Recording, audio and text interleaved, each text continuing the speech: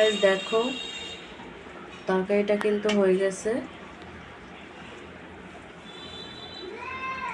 তো বেগুন দিয়ে এভাবে কিন্তু পাঙ্গাস রান্না করলে। আসসালামু আলাইকুম, welcome back to my channel. কেমন আছো তোমরা সবাই? আশা করি ভালো আছো, আল্লাহর রহমতে আমি অনেক ভালো আছি। তো গাইস তোমাদের মাঝে আরেকটি রান্নার রেসিপি নিয়ে চলে আসলাম। তো আজকে কি রান্না করব তোমাদের সাথে শেয়ার করব। তো গাইস ভিডিওটি ফার্স্ট থেকে লাস্ট পর্যন্ত দেখতে থাকো, আশা করি ভালো লাগবে। আর ভালো লাগলে প্লিজ একটি লাইক আর একটি সাবস্ক্রাইব করে পাশে থাকবে। তো গাইস এখানে আমি ডাল রান্না করছি, তো ঘন ডাল রান্না করছি। তো ডালটা হয়ে গেছে। তো গাইস ভিডিওটি ফার্স্ট থেকে লাস্ট পর্যন্ত দেখতে থাকো, আশা করি ভালো লাগবে।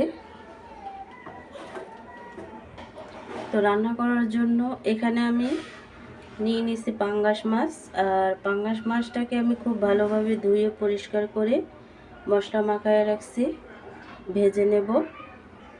আর এখানে নিয়ে নিয়েছি সবজি পাঙ্গাস দিয়ে রান্না করার জন্য। তো গাইস দেখো আমি কিন্তু মাছটা ভেজে ফেলছি, একেবারে কড়া করে লাল করে ভেজে নিচ্ছি। তো গাইস তরকারি রান্না করার জন্য এখানে আমি মশলাটাকে কষিয়ে নিয়েছি। তো এখানে আমি সবজিগুলো দিয়ে দিব।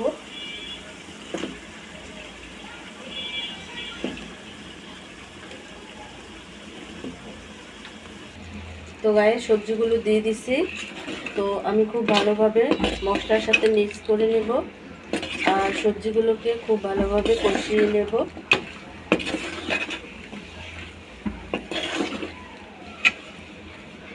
দেখো আমি কিন্তু সবজিটা কষিয়ে নিয়েছি খুব ভালোভাবে।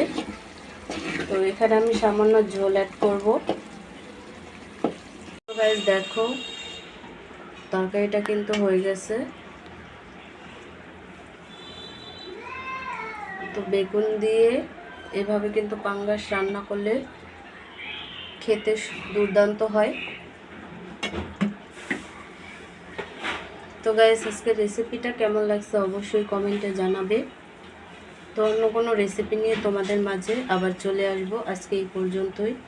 সবাই সুস্থ থাকবে, ভালো থাকবে। আল্লাহ হাফেজ।